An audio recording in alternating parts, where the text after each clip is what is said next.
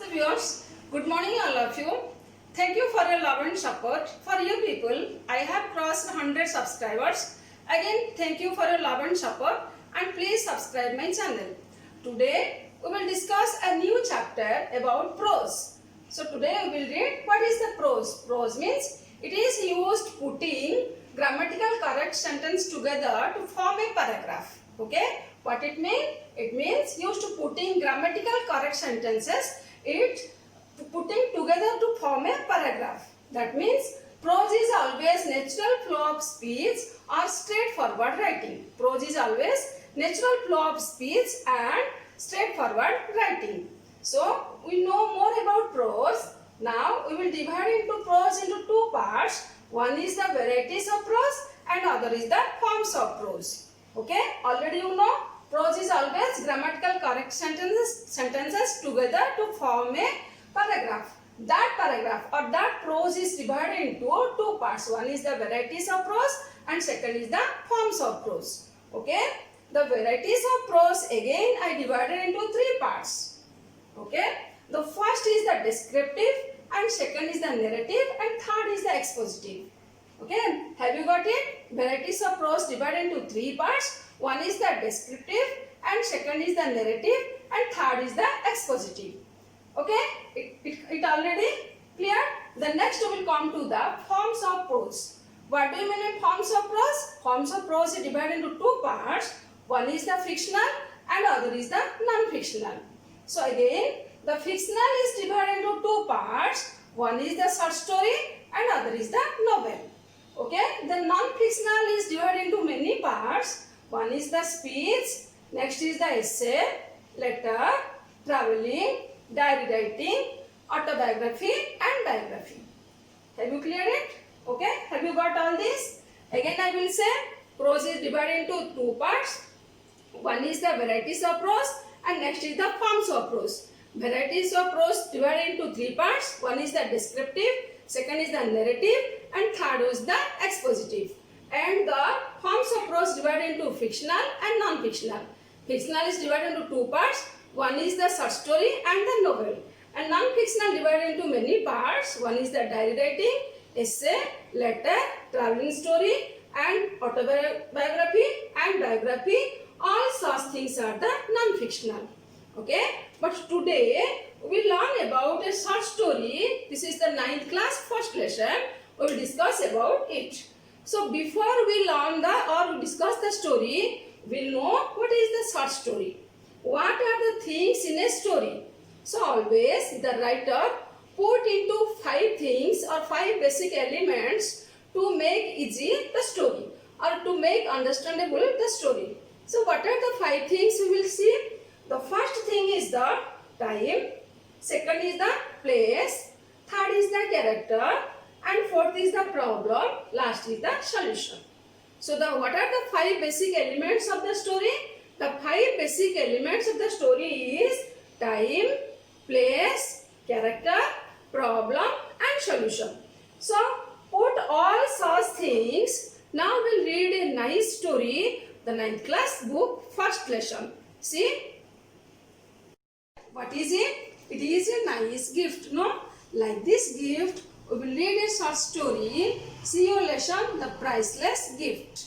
Today, we will discuss about the lesson priceless gift. Children, always we like to offer gift somebody and in some special occasions, no?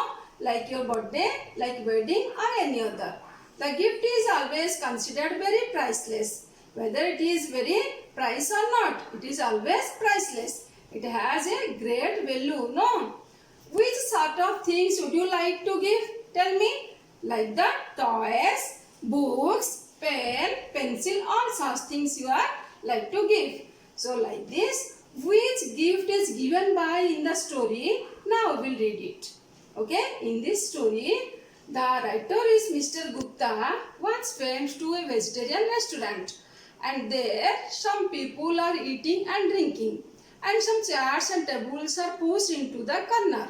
The writer sit on the corner chair and skimmed a newspaper. Skim means that go through the newspaper. At that time what happened? A small girl who is looking again and again to the writer. And the writer noticed it and he asked himself, who is that girl who is looking again and again?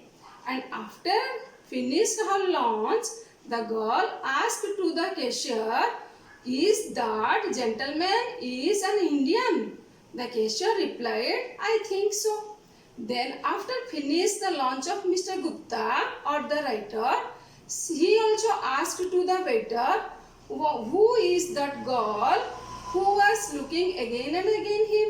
So the waiter said to Mr. Gupta, sir, I don't know about the girl, but on Saturday, only payday, she used to come our restaurant for lunch. I think she had on very less. After all such things, the writer or Mr. Gupta thinking about the mysterious girl. Who was that girl? Why she looked again and again him? So all such things or the poor or the poverty stricken anxious figure of the girl was strike the author's mind.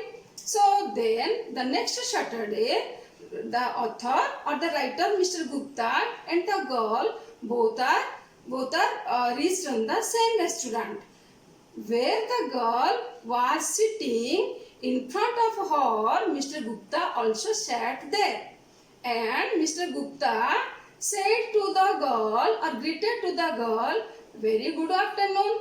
Then the girl said about such things. What are the things she said?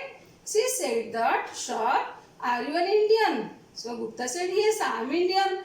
Then the girl said, my brother is in India, who is a soldier and who posted in Punjab.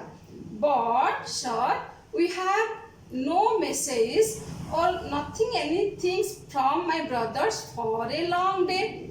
So, first this, my mother, a widow lady named Mrs. Vethi, was very worried about my brother. So all these stories are disturbed the mind of the Mr. Gupta, and he and the Mr. Gupta thought, how can I will help the girl, in which way I will help her. So after finishing the lunch, both they chatted pleasantly and reached near the bus stop. Writer knows that the girl has the intention to invite him to her house. That's why Mr. Gupta and that girl, they walked together to the girl's house. That who is that girl? The girl's name was Maggie. So Maggie and Mr. Gupta both they went to the Maggie's house. So on the breeze they went, and after they reached a small narrow doorway, they reached, and the Maggie put the small key or least thin key from her pocket and opened the door. At the time, Maggie invited to Mr. Gupta, come in, sir. Both they descended to the upstairs. At that time, upstairs means near to the kitchen. At that time, Maggie's mother, Mrs. Betty, made cake. Why she was making cakes? Because Saturday night is the night of festivity. So only the way of livelihood is the making cakes and sold it in the market.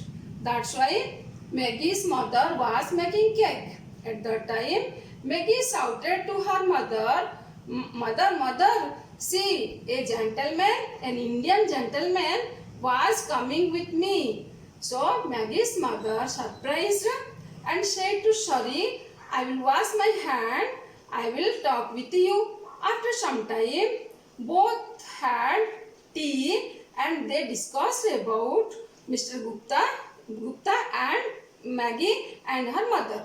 What such things they discussed? Maggie's mother first asked to Mr. Gupta, Sir, you are an Indian? Mr. Gupta said, yes. So again she asked, which type of country India? Mr. Gupta said, oh, it is very nice country. Mrs. Bethy asked to Mr. Gupta, what kind of country India, sir? Mr. Gupta replied, India is a very beautiful country, and then asked how to live in. So Mr. Gupta again said, it is a very good place, a nice place to live in. Then Mrs. Betty asked Mr. Gupta, are there many snakes and tiger kill to people? So Mr. Gupta asked, no, it doesn't. If the people are not come to closure, they won't do anything. Because then I asked Mrs. Betty, which type of place is Punjab? Mr. Gupta replied that Punjab is a very nice place and it is very healthier place. So all such things when listened Mrs. Betty, he was very glad to listen it because she did not find any message from her son before long time. So after some times, then Mrs. Betty said to Maggie, bring the envelope and show the photograph of Frankie. I mean the son. So then Maggie brought the envelope, the neatly envelope, and put the photograph of Frankie, then showed to Mr. Gupta. After some time, Maggie showed a ring which is gifted by Frankie. So she said about the ring to Mr. Gupta. Betty said the ring is a very mysterious ring because if you concentrate the crystal of the ring, you can see or you can able to see the distant places, the persons who will live in distant place, and now you can know about the present and the past of the people or the person. If you concentrate the ring, you can know about the distant place of the people or Frankie. So you are Indian, the ring also made in India. So just you concentrate the ring and know more about Frankie and tell to us because we could not see Frankie in the ring before sometimes. So all such things disturb the mind again Mr. Gupta. He thought that what I will say, the ring is not, he could not see Mr. Frankie inside the crystal. So again thought Mr. Gupta, how could I shatter their dream? How could share the lie things for them, Mrs. Betty and Maggie? Children, the lesson is divided into 4 parts, part 1, part 2, part 3 and part 4. Today we have covered part 1 and part 2. Next class we will discuss part 3 and 4. Okay, have you got all such things? Thank you.